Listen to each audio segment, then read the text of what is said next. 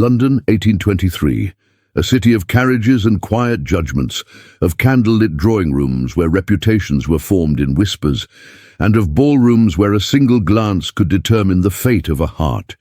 It was an age in which love was expected to be declared loudly, defended fiercely, and displayed properly, preferably before witnesses. And yet, this story begins with a man who believed none of that was necessary. For the Duke of Ravenshire, respected, admired, and frequently misunderstood, was a man who valued restraint above all virtues.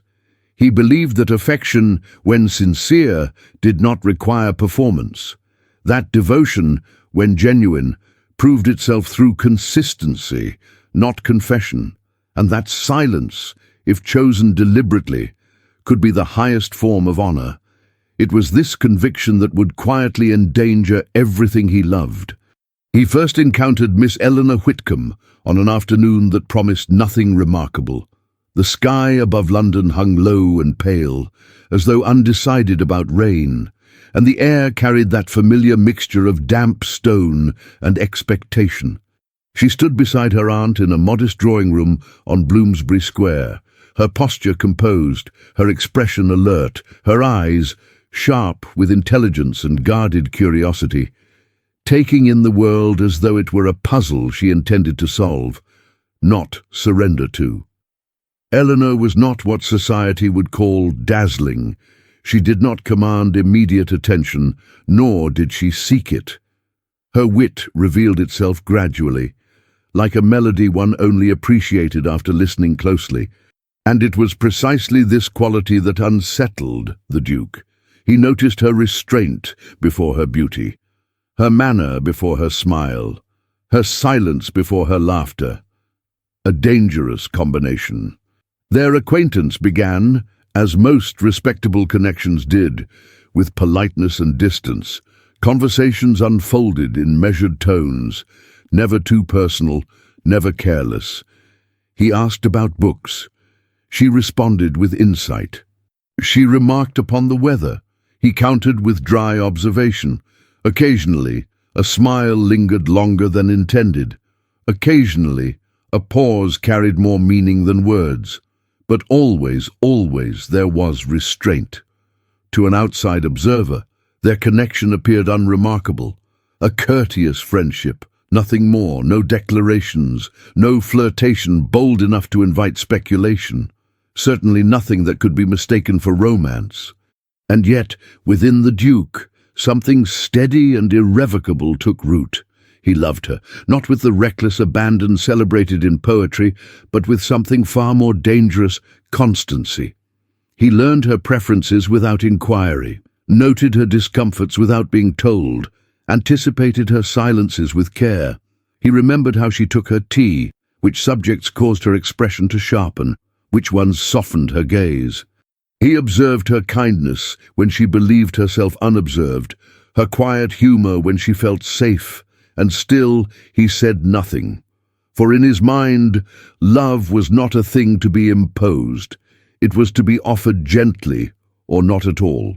To speak of it without certainty of return seemed to him an act of selfishness. Worse, it risked altering the ease she appeared to value so highly. Better to be present, better to protect, better to love without burdening her with the weight of expectation. If he suffered, that was his own responsibility. Eleanor, for her part, formed opinions just as carefully and just as incorrectly. She admired the Duke's courtesy, his intelligence, his reliability. She trusted him, perhaps more than she realized. Yet she could not ignore what appeared increasingly obvious: his emotional distance. He never spoke of affection, never hinted at deeper regard, never crossed the invisible line between friendship and intention. In a society where men declared interest through persistence and display, his restraint began to resemble indifference.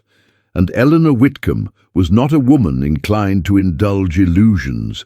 She had seen enough of the world, enough disappointments wrapped in charm, to know that silence, more often than not, concealed absence rather than depth.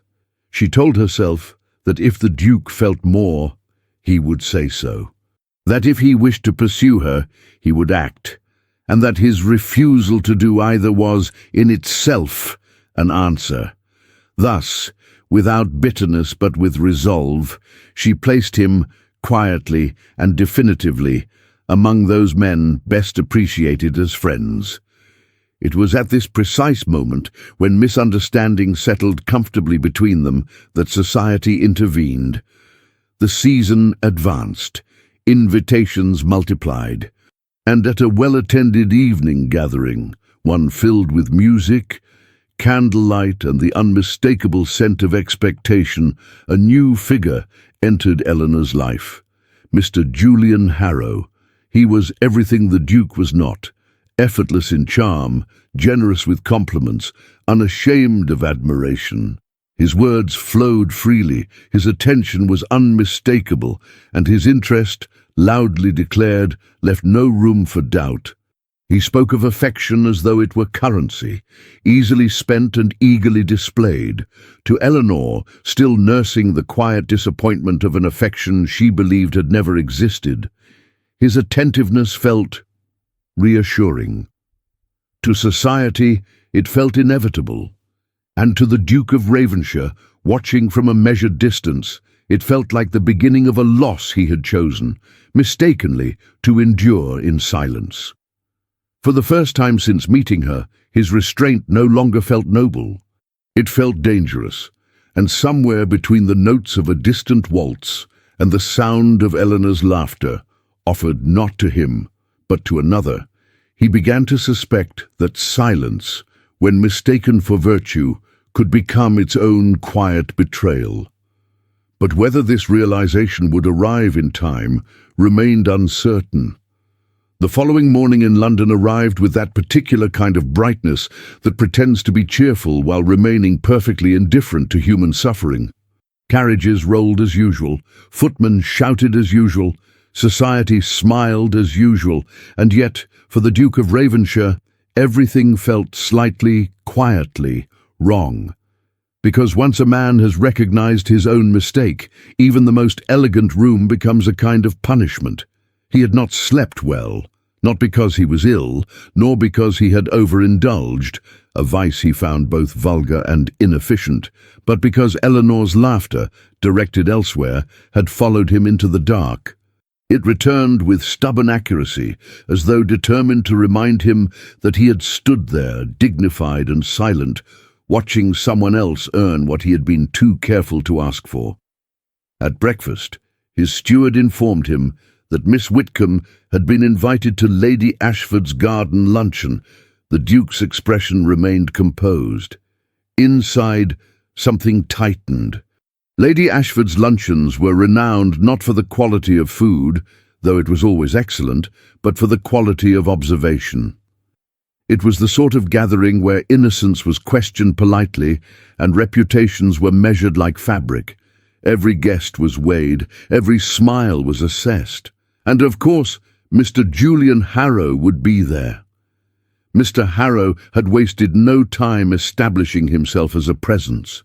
He appeared at gatherings with the effortless confidence of a man who believed the world was pleased to host him. His compliments were delivered with practiced warmth, his laughter timed perfectly, his attention distributed like charity, visible, generous, and designed to be noticed. At Lady Ashford's, he arrived early enough to be seen, but not so early as to appear eager. He kissed Lady Ashford's hand with just enough reverence to satisfy her vanity, and he bowed to the room as though it were a theatre.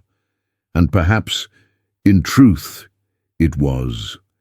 Eleanor entered with her aunt, Mrs. Pembroke, whose primary talent was speaking loudly about private matters under the noble belief that honesty should never be whispered. "My dear," Mrs. Pembroke announced at once, "there is Mr. Harrow. He was quite taken with you last night. Quite. I noticed it, Lady Ashford noticed it, and I dare say half of London noticed it." Eleanor forced a polite smile. "Then London must be in want of a new hobby." Her aunt blinked. "What an odd thing to say." "It is only odd," Eleanor replied sweetly, because London rarely chooses its hobbies wisely. She did not mean to sound sharp, she was merely cautious. Mr. Harrow approached at once, as if summoned by conversation. "Miss Whitcomb," he said, his voice rich with admiration, "you appear this morning as though you have stepped out of a painting." Eleanor tilted her head. "Then I hope I am not one of those paintings that people praise only because they do not know what else to say." He laughed, handsome, easy laughter. "How cruelly you wound me. I assure you, I never speak without meaning." Eleanor's eyes held his for a moment. How fortunate. Many men speak constantly and still manage to say nothing at all. A pause flickered, brief, nearly invisible. Then Mr. Harrow smiled wider, as though amused by danger rather than deterred by it. "I admire your wit. Most ladies are afraid to show intelligence." "Most ladies," Eleanor said, "have learned what happens when men feel outmatched." "Oh, I should never feel outmatched," he replied quickly, and there it was, the first small crack, not in his charm. In his certainty. The Duke observed this exchange from across the garden, his posture relaxed, his expression unreadable. He held a glass of lemonade as if it were an object of deep philosophical interest. Others thought him calm, others thought him aloof. Only he knew that he was watching a man perform affection like a profession, and that Eleanor, weary of silence, might mistake performance for sincerity. Lady Ashford, delighted by the developing intrigue, drifted toward the Duke with the subtlety of a swan gliding toward bread. "Your Grace," she murmured, "you appear unusually attentive today." "I am always attentive," he replied. Lady Ashford's smile sharpened. "Yes, but usually to things that do not entertain me." The Duke glanced toward Eleanor. "Then perhaps today you should be grateful." Lady Ashford followed his gaze, and understanding lit her expression with wicked satisfaction. "Ah," she said softly, "it has arrived." "What has arrived?" the Duke asked, though he already knew. "The obvious choice," she replied, "the charming suitor, the one who says all the right things and makes everyone clap as though romance is a performance. Society loves what it can hear. It trusts what it can repeat." The Duke's jaw tightened, so subtly it would not have been noticed by anyone less experienced in the art of noticing. "And what of what cannot be repeated?" he asked. Lady Ashford leaned in.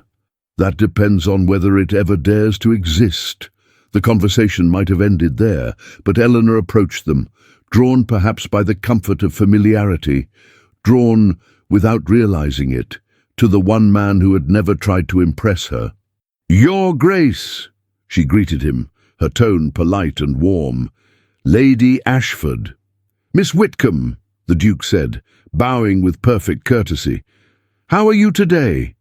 Eleanor hesitated, only a breath, then answered honestly, "Well?" And there was the problem. She was well. She was well in a way she had not been when she had still entertained the faint possibility that the Duke's restraint concealed feeling. She was well because she had accepted the truth she believed, that he did not love her, and acceptance, once achieved, is difficult to disrupt. Mr. Harrow appeared again, as if unwilling to allow Eleanor a single quiet moment unclaimed. "My dear Miss Whitcomb," he said, "I was just telling Lady Ashford that London has never seen a lady so carefully observed," Eleanor finished calmly, "that even my breathing requires an audience." Lady Ashford laughed behind her fan. Mr. Harrow laughed too, though his eyes narrowed for a half-second before recovering. "You may mock me," he said, lowering his voice, "but I only wish to make you smile." Eleanor's expression softened. Because the words were pleasant, because the attention was unmistakable, because no woman enjoys being ignored, not when she has spent so long pretending she does not care. And because the Duke said nothing, he watched, silent. He watched Eleanor glance at Mr. Harrow with growing warmth, watched her aunt beam as if already sewing wedding ribbons, watched Lady Ashford's delighted interest bloom like a rose fed by scandal, and inside him a thought rose, quiet, sharp, undeniable. This is what my silence has purchased. Later, as the luncheon shifted into idle strolling and light conversation, the Duke found himself beside Eleanor for a rare moment when Mr. Harrow was occupied charming someone else's mother. The garden was bright, birds chattered, everything looked peaceful. Eleanor glanced at him with gentle familiarity. "You seem quiet today." "I am always quiet," he replied. "Yes," she said, as if weighing the words, "but today it feels heavier." The Duke looked at her, truly looked. For a moment, his practiced composure wavered, as though the truth had pressed too hard against the barrier of his restraint. He could have spoken then. He could have said something, anything, that might have shifted the world slightly back toward him. But instead, he asked, "Are you enjoying the season?" Eleanor smiled faintly. "I am learning to—" A simple sentence, but it struck him like a door closing. Before he could respond, Mr. Harrow returned, placing himself neatly between them as though he had been trained for it. "Miss Whitcomb," Mr. Harrow said warmly, "I have secured an invitation for you to the Ridley Ball next week. The ballroom will be magnificent. The entire city will be there." Eleanor's eyes widened, surprised. "That is very kind." "It is nothing," he said. "I only hope you will allow me the honour of your company." Mrs. Pembroke nearly fainted with joy. Lady Ashford smiled like a woman watching a fire begin. And the Duke, still standing there, still silent, felt the first true sting of panic. Because this was no longer harmless attention. This was movement. This was society building momentum. This was Eleanor being carried toward a choice everyone could see, and no one, it seemed, would stop. Not even him. That night, alone in his townhouse, the Duke stood by the window, watching London's lanterns flicker like distant warnings. He whispered, not aloud, but internally, the question he had avoided for too long. Is my silence still virtue, or has it become cowardice? And somewhere far away, perhaps in a different part of the city, perhaps in a different kind of loneliness, Eleanor sat with a new bouquet of flowers sent by Mr. Harrow, reading the attached note, feeling both flattered and uncertain, because the words were beautiful, but something about them felt rehearsed. She could not have explained it, not yet, and that was the danger. London, as it often did, chose spectacle as the setting for revelation. The Ridley Ball was spoken of for days before it occurred, discussed with the reverence usually reserved for matters of national importance. The ballroom itself, newly restored, brilliantly illuminated, and strategically designed to flatter both architecture and ambition, stood ready to receive its audience. On the evening of the ball, the city shimmered. Carriages arrived in precise succession. Silks whispered against marble floors. Candles multiplied reflections until even modest beauty appeared extraordinary. It was the kind of night that convinced people they were happier than they truly were, at least for a few hours. Eleanor Whitcomb arrived precisely on time. She wore confidence carefully, like a garment she had not yet broken in. Her aunt hovered beside her, radiant with expectation, and already planning conversations that would include the word future far more often than Eleanor found comfortable. Mr. Julian Harrow met them at the entrance with unmistakable satisfaction. "My dear Miss Whitcomb," he said, offering his arm, "this evening would be incomplete without you." Eleanor accepted with polite grace. "Then let us hope it improves upon inclusion alone." He laughed, pleased rather than warned. Across the ballroom, the Duke of Ravensshire arrived alone. This was noticed. It was always noticed when a man of his standing entered unaccompanied. Heads turned, not with surprise, but with curiosity sharpened by assumption. A duke alone was either deeply content or deeply regretting something. Tonight, He was neither. He stood near one of the tall windows, observing the room with the careful distance of someone who felt suddenly out of place in a world he had always navigated with ease. Music filled the air, rich and deliberate, guiding couples into motion, and Eleanor, laughing softly beside Mr. Harrow, was already dancing. The Duke watched as Mr. Harrow led her with confidence, spinning her with practiced charm. Eleanor followed, attentive and smiling, though something in her expression suggested thoughtfulness rather than abandon. She danced well, gracefully, but she did not surrender herself to the moment. That distinction mattered. Mr. Harrow, however, mistook politeness for fascination. "You see," he said as they danced, his voice lowered in a manner he likely believed intimate, "we suit each other perfectly. Everyone agrees." Eleanor arched an eyebrow. "Everyone?" "Well," he corrected smoothly, "everyone who matters. And who determines that?" He smiled indulgently. "Society does." Eleanor smiled back, pleasantly, distantly. "Society," she replied, "has a habit of determining many things incorrectly." He chuckled. "Ah, but that is why one must learn to guide it."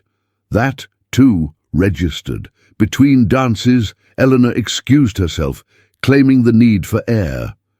She moved toward a quieter corridor near the refreshment room, grateful for the brief absence of scrutiny. It was there, by pure accident or perhaps by providence, that she overheard voices.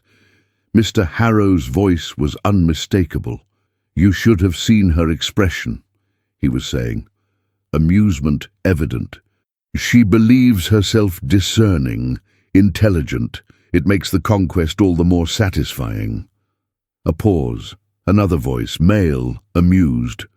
"And when she grows tiresome?" Mr. Harrow laughed softly. "Then I shall regretfully discover that we are incompatible. Hearts heal. Reputations survive. Mine always does." Eleanor did not breathe.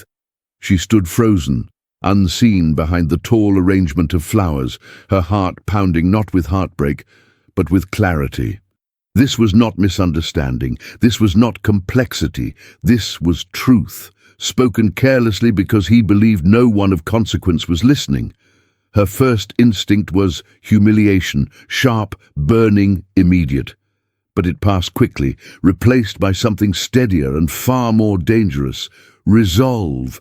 She stepped back silently and turned, her gaze searching the ballroom not for Mr. Harrow, but for someone else. She found him at once. The Duke stood exactly where she had last seen him, though his posture had changed. He was no longer merely observing. He looked strained, as though he sensed the fracture before witnessing it. Their eyes met across the room, and in that instant, Eleanor felt something shift, not toward romance, not yet, but toward trust. She approached him without ceremony. "Your Grace," she said, her voice controlled. "May I trouble you for a moment?" He bowed, surprised but attentive. "Of course." They moved toward a quieter corner near the window, the music continuing behind them like a world deliberately ignored. "You seem unsettled," he observed gently. Eleanor hesitated. Then, with a sharp exhale, she said, "I have just learned that appearances are exhausting to maintain." His gaze sharpened. "Did something occur?" "Yes," she said simply, "and no." Something revealed itself. He did not press her. That, too, mattered. She looked at him then, really looked, at the seriousness in his expression, at the absence of performance, at the quiet presence she had mistaken for emotional distance. "I once believed," she said slowly, "that silence was proof of indifference." The Duke's breath stilled. "And now?" he asked. "And now," she replied, "I am no longer certain." Their conversation was interrupted by Lady Ashford, who arrived with perfectly timed concern and a hunger for scandal thinly disguised as politeness. "My dear Miss Whitcomb," she said, "you vanished. Mr. Harrow has been searching for you everywhere." Eleanor smiled, pleasant, composed, unafraid. How unfortunate. Lady Ashford blinked. Unfortunate. Yes, Eleanor replied calmly. He seems to search for many things. The Duke hid his reaction behind impeccable stillness. When Mr. Harrow finally approached, his expression was irritated beneath its charm. There you are, he said. I feared something had happened. Something has, Eleanor replied. His smile tightened. Oh, I have discovered, she continued, her voice unwavering, that honesty requires more than eloquence. The room did not fall silent, but something between them did. Mr. Harrow laughed lightly. My dear, I fear you are overthinking. I fear, she interrupted, that you underestimate my capacity for listening. His eyes flashed. The Duke watched, heart pounding, not with jealousy, but with admiration, because Eleanor Whitcomb was not retreating. She was standing her ground. I believe, she said, turning away from Mr. Harrow, that I shall leave early this evening. Mrs. Pembroke sputtered. Lady Ashford looked thrilled. Mr. Harrow stared, momentarily stripped of his advantage, and the Duke, still silent, still composed, felt something stir that had nothing to do with restraint. Hope. Outside, the night air was cool, clarifying. Eleanor stood at the edge of the steps, steadying herself. The Duke joined her, offering his coat without a word. She accepted. Thank you, she said softly. For the coat, he asked. For the silence, she replied. It feels different now. He studied her, his voice low. Miss Whitcomb, Eleanor, there are silences that protect, and silences, she added, that hide. Their eyes held. Neither spoke further. But something had undeniably changed. London awoke the morning after the Ridley Ball with remarkable efficiency. By breakfast, opinions had already been formed. By luncheon, they had been refined. And by afternoon tea, they had hardened into truths, regardless of accuracy. It was said that Miss Eleanor Whitcomb had left the ball abruptly. It was said that Mr. Julian Harrow had been offended. It was said that something improper had occurred near the refreshment room. And, most interestingly, it was said that the Duke of Ravenshire had been seen in unusually close conversation with Eleanor shortly before her departure. Society, when lacking facts, has an extraordinary talent for invention. Eleanor, meanwhile, sat in the quiet of her aunt's sitting room, staring at a teacup she had long since stopped drinking from. The events of the previous night replayed themselves with unnerving clarity, not the spectacle of the ballroom, nor the glittering dresses, but the sound of Mr. Harrow's laughter when he believed himself unobserved. It was not heartbreak that troubled her. It was humiliation narrowly avoided, and beneath that, an uncomfortable reckoning. How readily she had accepted eloquence as sincerity. How easily she had mistaken restraint for absence. Her aunt, Mrs. Pembroke, entered with unmistakable agitation. "My dear," she began, "London is already talking." Eleanor did not look up. "London rarely waits for permission. Mr. Harrow called this morning." That earned a glance. Indeed. He was displeased. Eleanor allowed herself a small, controlled smile. How novel. Mrs. Pembroke sighed dramatically. "He says you embarrassed him, that you misunderstood a harmless conversation, that your sudden departure reflected poorly on him." "Of course it did," Eleanor replied calmly. "Men like Mr. Harrow are rarely injured by their own actions." Her aunt frowned. "You cannot deny he is charming." "I do not deny it," Eleanor said. "I now distrust it." That afternoon, Eleanor declined 2 invitations and accepted only one, a quiet walk through Hyde Park, accompanied by a distant cousin whose primary virtue was silence. It was there, among bare winter branches and gravel paths, that she encountered the Duke. This time, he did not pretend surprise. "I had hoped," he said gently, "that I might find you here." Eleanor studied him. "Then I hope you are not disappointed." On the contrary, they walked side by side, not touching, not hurried. The air was crisp, carrying the scent of earth and restraint. "I regret," the Duke began carefully, "that you were subjected to unpleasantness last evening." She considered him. "You regret many things quietly."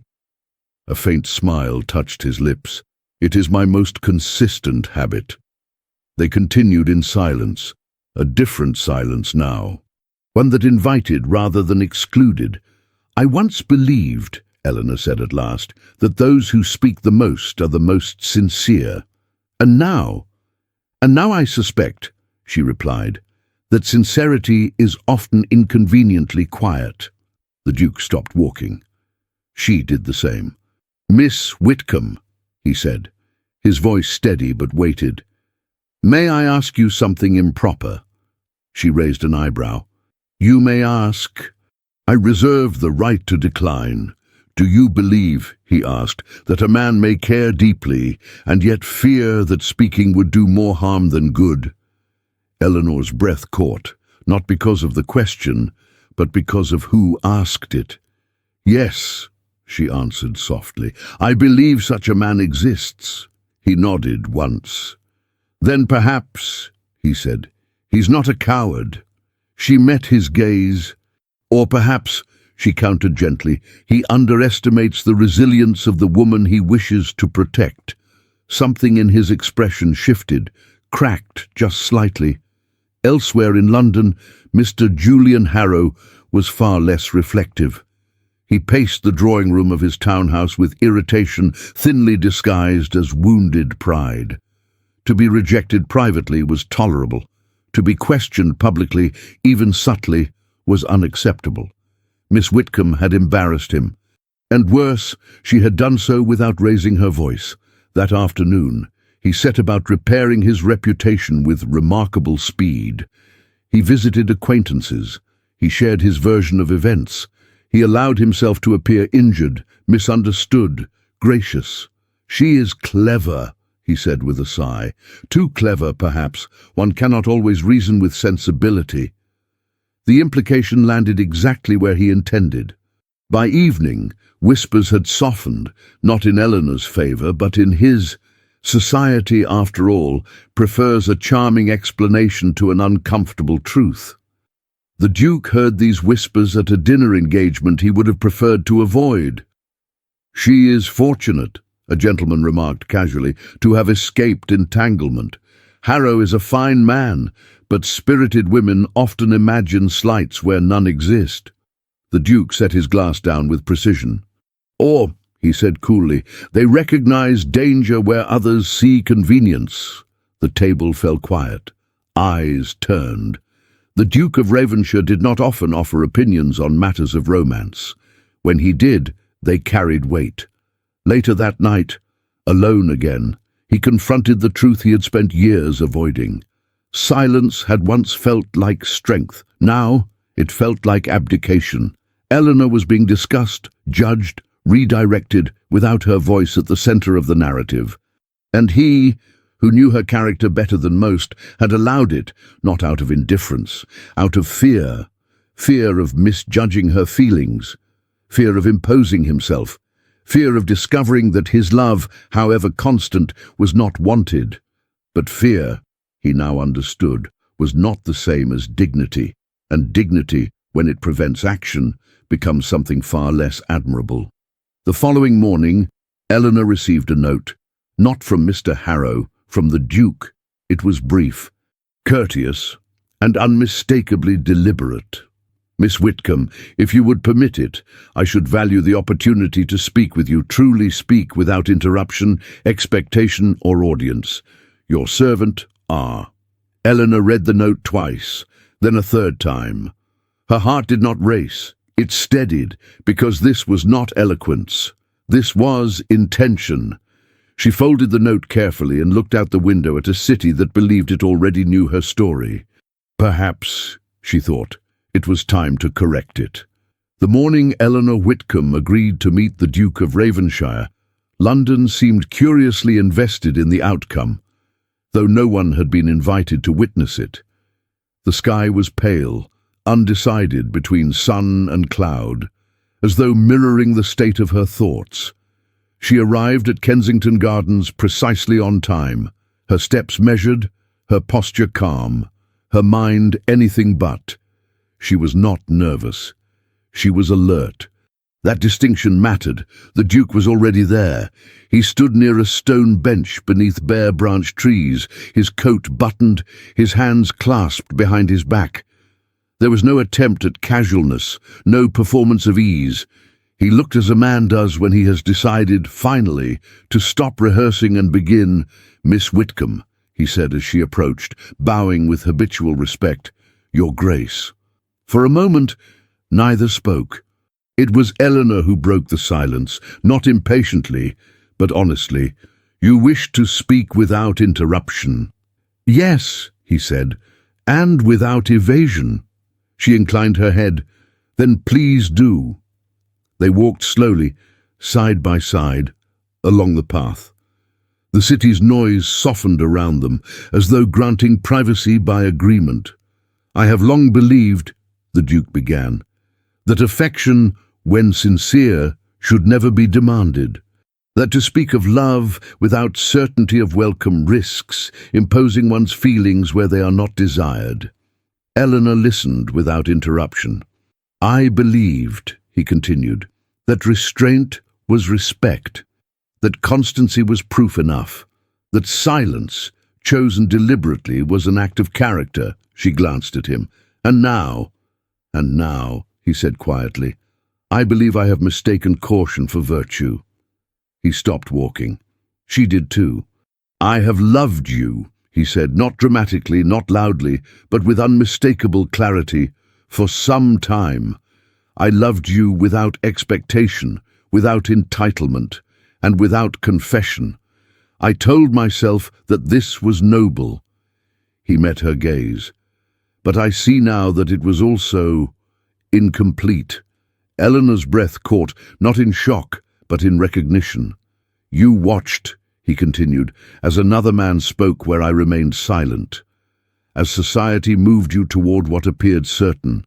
And I allowed it, because I feared that speaking would cost me your comfort." His voice steadied. "In truth, it nearly cost me you." For a long moment, Eleanor said nothing. Then she spoke, carefully. "I once believed," she said, "that if a man cared, he would say so. When you did not, I assumed there was nothing to say." A pause. "That was my prejudice," she admitted. "I judged your silence as absence." He nodded. "And I judged your strength as fragility." Her eyes sharpened. "That was your pride." A ghost of a smile touched his lips. "Yes."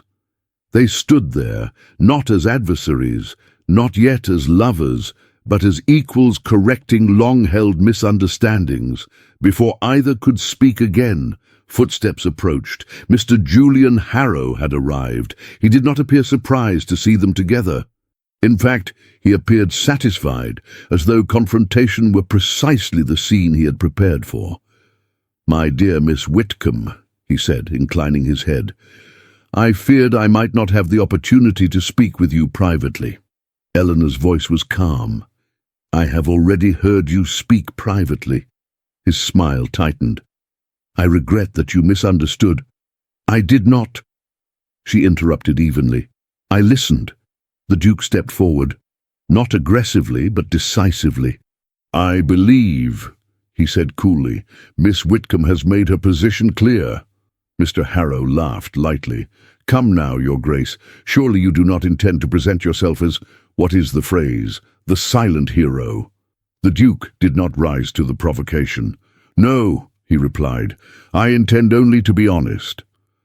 Mr. Harrow's gaze flicked between them, calculation visible beneath charm. "Very well," he said, "then honesty for honesty." He turned to Eleanor. "You must understand, my interest in you was sincere, within reason, but one cannot be expected to limit oneself unnecessarily." Eleanor met his eyes without flinching. "And I cannot be expected," she said, "to mistake convenience for devotion." Silence followed. It was not the Duke's silence. It was Mr. Harrow's. He had no graceful response prepared for dignity, unaccompanied by desperation. "I wish you well," Eleanor said, her tone neither cold nor kind, merely final. Mr. Harrow bowed stiffly and departed, his retreat marked not by scandal, but by exposure. When he was gone, Eleanor turned back to the Duke. "You spoke," she said. "Yes. And you risked being refused." "Yes." She studied him, then smiled, not cautiously, not politely, but warmly. "Then allow me to be honest as well." She drew a breath. "I was drawn to you before I ever admitted it to myself. Your restraint frustrated me. Your silence wounded me. And yet, your presence steadied me in ways I did not understand." She stepped closer. "I do not require performance," she said, "but I do require truth." The Duke's voice was low. "And if I promise you honesty, spoken, not merely implied." "Then," Eleanor replied, "I believe silence may finally rest." Their hands did not touch, not yet. But something irrevocable had been agreed upon. London did not approve quietly. If the city had possessed a single voice, it would have gasped in unison the morning after Eleanor Whitcomb was seen walking through Kensington Gardens beside the Duke of Ravenshire, with purpose, with calm, and without apology. By noon, the whispers had grown teeth. At Lady Ashford's breakfast table, opinions were served as freely as tea. "It is most irregular," declared one lady, stirring violently. "After all that talk of Mr. Harrow." "Nonsense," replied another. "A duke does not simply appear unless there has been an understanding." "A misunderstanding, perhaps," said a third. "Men of his sort rarely explain themselves." Lady Ashford smiled behind her cup. "On the contrary," she said smoothly, "men of his sort explain themselves very carefully. It is the rest of us who decide what we wish to hear."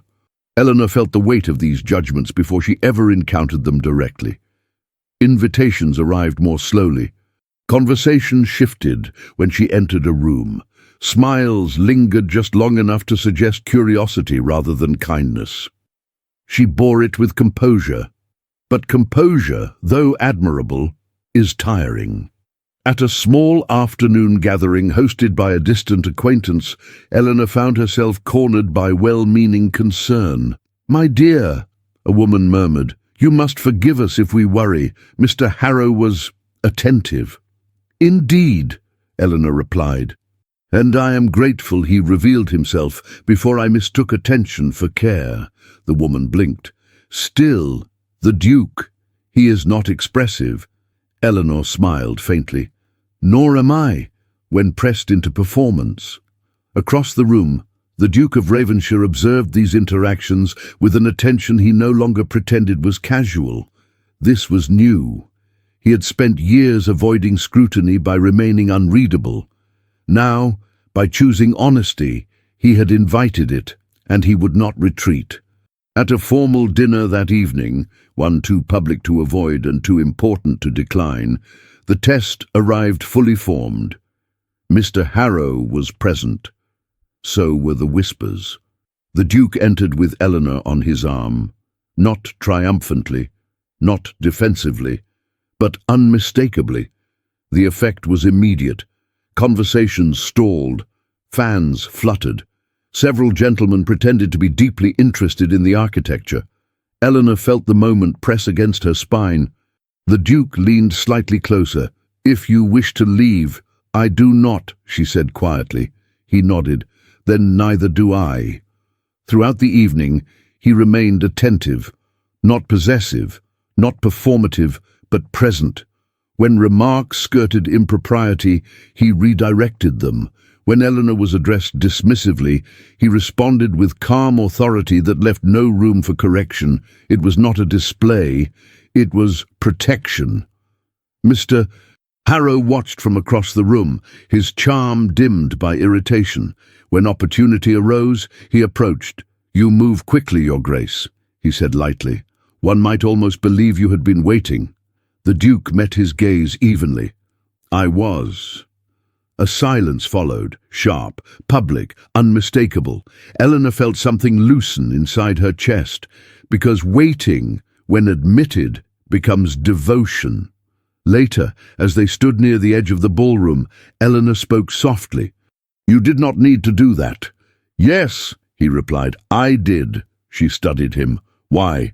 "Because silence protected me," he said. "Speaking protects you." That night, London recorded its verdict, not unanimously, but decisively. Some disapproved, some speculated, some delighted in the scandal, but others, quietly, thoughtfully, began to revise their opinions. The Duke was no longer distant, Eleanor was no longer mistaken, and together they were no longer convenient targets. As the carriage carried them home through lamplit streets, Eleanor turned to him. "You understand," she said, "that this will not be easy." "I understand," he replied. "I am no longer afraid of difficulty." She smiled, then truly smiled. "Then," she said, "perhaps love does not require perfection, only courage." Repeated. He did not answer at once, but when he did, his voice was certain. "Then I shall choose it daily." Society had witnessed the choice. Now it would demand proof. Eleanor would soon be asked to trust not just his words, but his willingness to stand with her when reputation, inheritance, and expectation collide.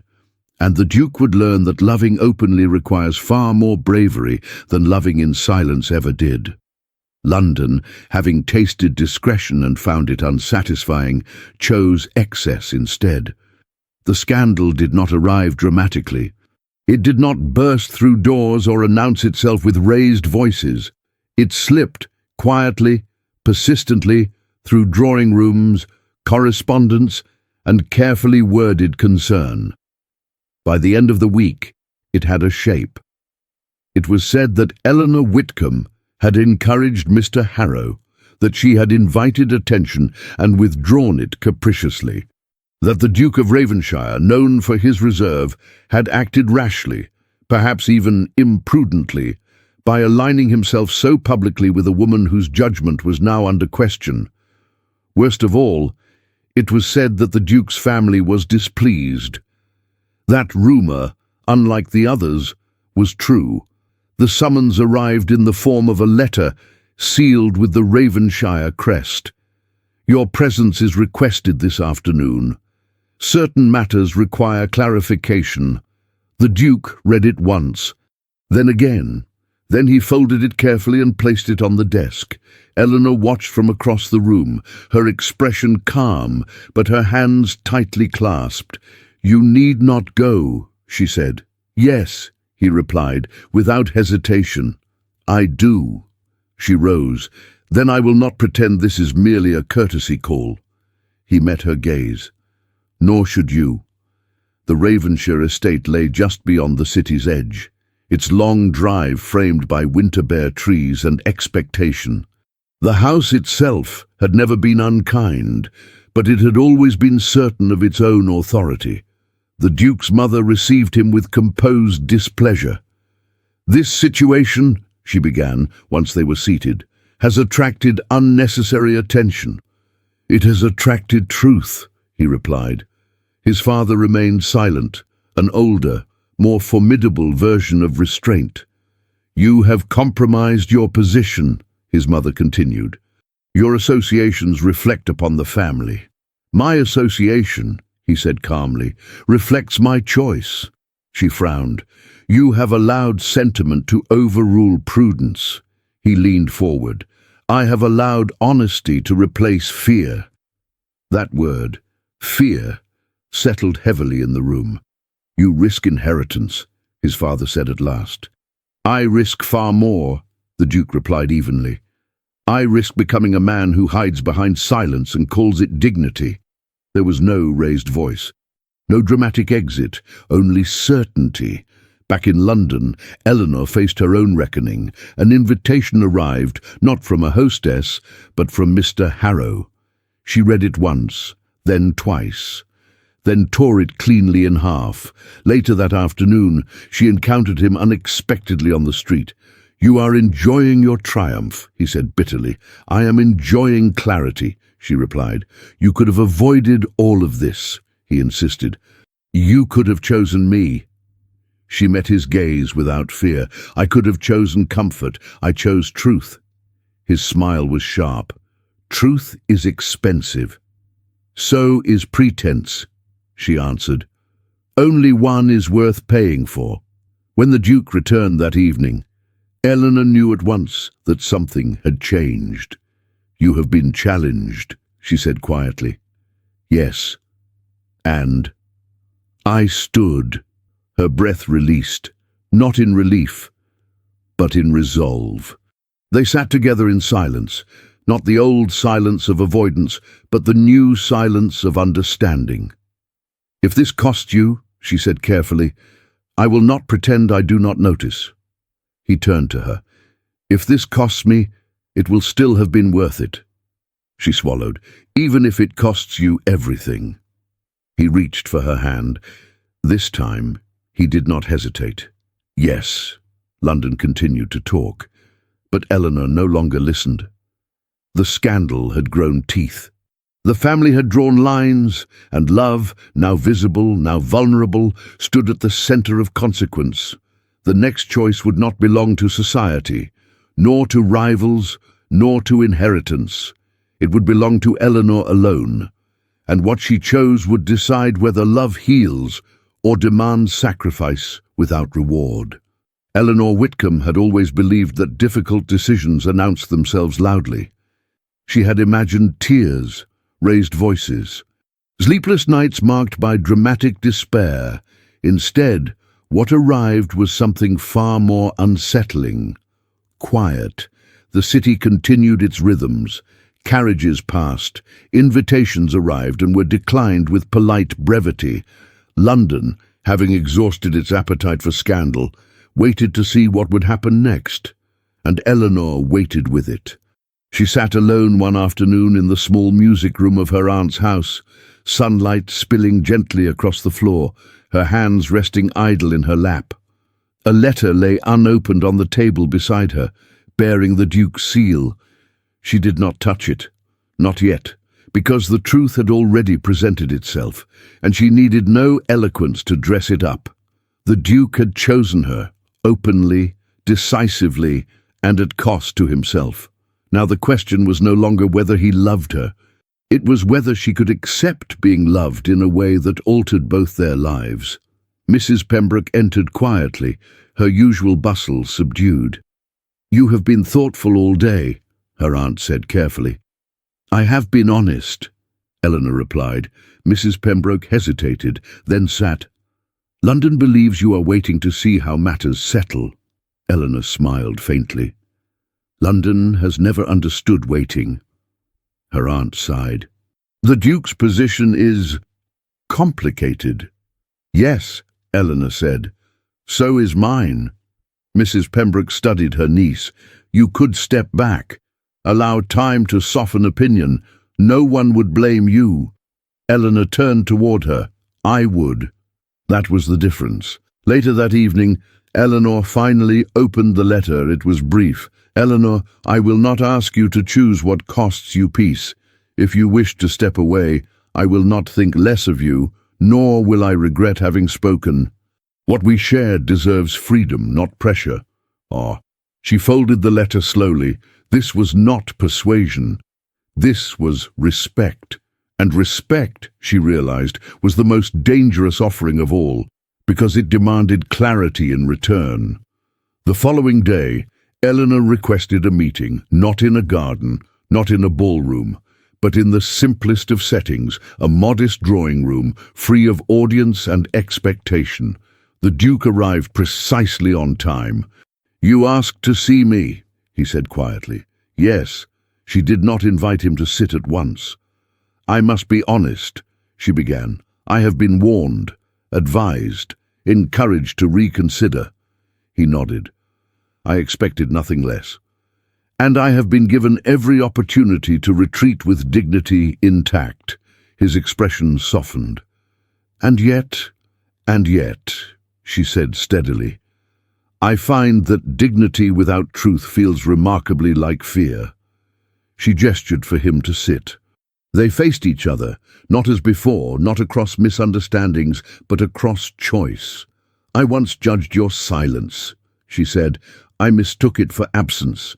That was my prejudice. And I mistook your strength, he replied, for fragility. That was my pride. She smiled. We have been evenly flawed. He allowed himself a small smile in return.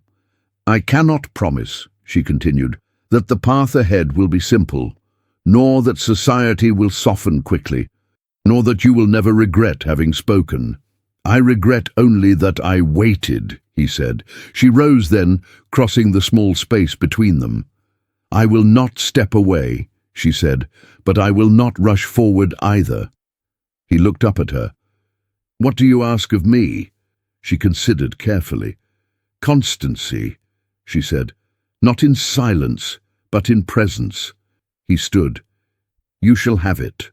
She extended her hand. He took it, not as a triumph, not as possession, but as agreement. Outside, London continued to speculate. Inside, something far quieter and far stronger had been decided. There are truths that wait patiently. They do not interrupt. They do not insist. They remain quiet, persistent, until love itself makes silence impossible. This truth had waited a very long time. The Duke of Ravenshire had always known it would surface eventually. He had simply hoped, foolishly, that by loving well in the present, he might outrun the unfinished business of the past. He had been wrong. The letter arrived 3 days after Eleanor's decision, delivered by a messenger whose expression suggested apology before explanation. The seal bore the mark of an old acquaintance, one the Duke had not seen in years, and one whose memory he had carefully folded away. He read the letter once, then again. Then he closed his eyes, because what it contained did not accuse him of wrongdoing, but it threatened something far more fragile. Trust. That evening, he requested Eleanor's presence at his townhouse. She arrived with calm resolve, though she sensed at once that this meeting differed from the others. The atmosphere was not tense, but weighted, as though words had gathered substance before being spoken. You wish to see me, she said gently. Yes, he replied. And this time, it is not a choice I offer, but a truth I owe. She sat without prompting. He did not. For years, he began, I believed my silence harmed no one but myself. I now understand how wrong I was. She listened, fully, without interruption. There was once, he continued, a woman whose expectations I did not correct, not because I promised affection, but because I did not deny the possibility. Eleanor's breath stilled. She believed, he said carefully, that constancy meant intention, that patience would eventually be rewarded, and I, through inaction, allowed that belief to linger. He met her eyes. I never loved her, he said plainly, but I did not speak soon enough to free her. Eleanor absorbed this quietly. She married, he continued, well and respectably, but the memory of my silence remained with her longer than it should have. He handed Eleanor the letter. She has written now, not to reproach me, but to warn you. Eleanor took the letter, her expression composed as she read. A man who loves quietly may still wound deeply. Ask him not only if he feels, but if he speaks when it matters. The room was utterly still. Eleanor folded the letter slowly and placed it beside her. You fear, she said at last, that your silence may injure me as well. Yes, he answered without hesitation. And you believe, she continued, that honesty requires this risk. Yes. She rose. He did not stop her. She walked to the window, gazing out at the lamplit street below. When she spoke again, her voice was steady. "You once asked whether a man may love deeply and still fear that speaking causes harm. Yes, and I answered that such a man exists." She turned back to him. "But what matters," she said, "is not whether he fears, but whether he learns." She crossed the room, stopping directly in front of him. "You did not wound that woman by loving quietly," she said. "You wounded her by failing to clarify." His voice was low. "And you believe I will not fail again." "I believe," Eleanor said, "that you are no longer hiding behind virtue." A pause. "And I believe," she added, "that you have told me the truth even when it risked everything." She reached for his hand. This time there was no hesitation on either side. "I do not require perfection," she said softly. "I require presence. I require speech.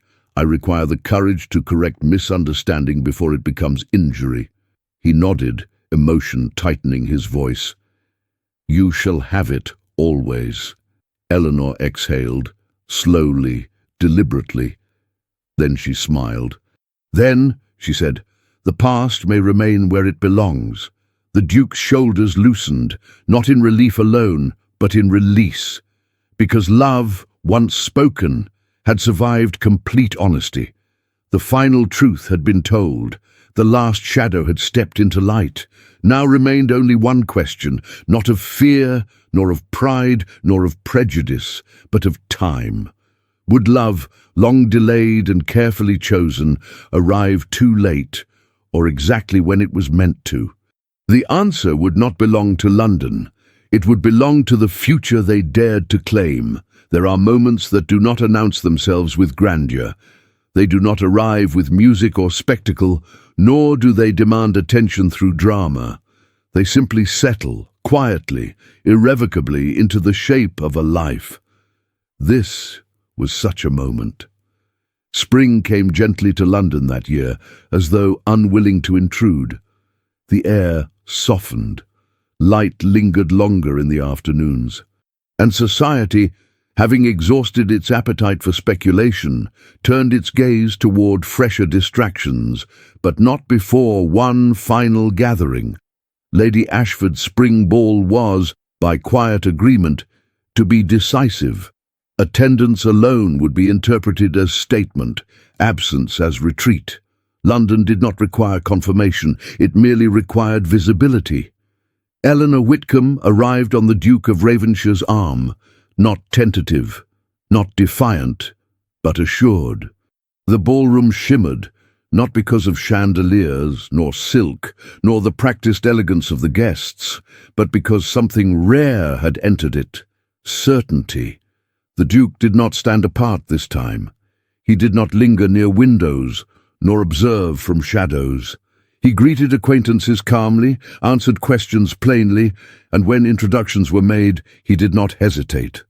"This is Miss Whitcomb," he said, then corrected himself deliberately. "This is Eleanor."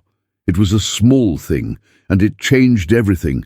Society noticed. Whispers began, as they always did, but they lacked urgency now. There was no ambiguity to feed upon, no silence to interpret, only presence, only consistency.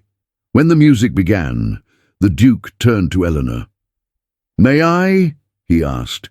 She smiled. "You need not ask so carefully anymore." They danced. Not for display, not for approval, but together. The Duke was not suddenly eloquent. He did not transform into a man of florid declarations. He remained who he was, measured, thoughtful, composed. But he spoke, quietly, clearly, when it mattered. Eleanor, once so certain of her judgments, now allowed herself grace. She no longer searched for signs nor waited for proof disguised as performance. She trusted what had been earned. At the edge of the ballroom, Lady Ashford observed them with something resembling satisfaction. "Well," she murmured to a companion, "it seems silence was not absence after all. Only poor timing." The companion smiled. "And prejudice was not wisdom, only impatience." Lady Ashford closed her fan. How fortunate they learned before it was too late.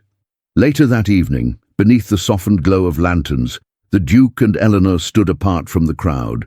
"There was a time," Eleanor said quietly, "when I believed love should announce itself loudly or not at all. And I believed," he replied, "that silence was always noble." She looked at him then, at the man who had learned to speak, and the man who had never stopped listening. "And now?" she asked.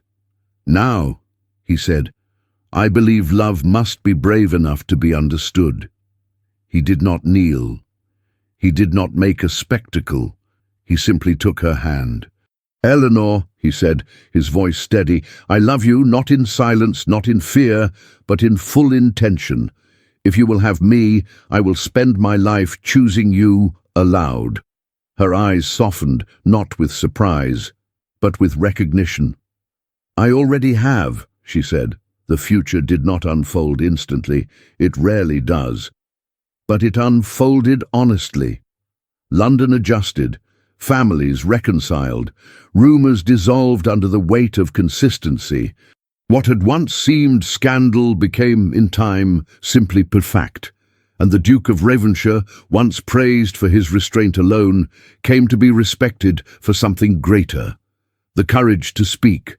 Eleanor Whitcomb, once quick to judge, came to be admired not for her wit alone, but for her willingness to revise her own heart. They did not become perfect. They became present, and that, in the end, was enough. Why do some people love in secret?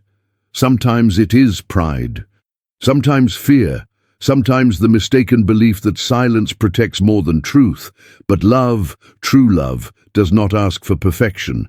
It asks for courage, for clarity, for the humility to speak before misunderstanding becomes loss. Some loves are lost in silence, others are saved by one brave confession. And the difference is not timing alone, but the willingness to choose honesty before it is demanded.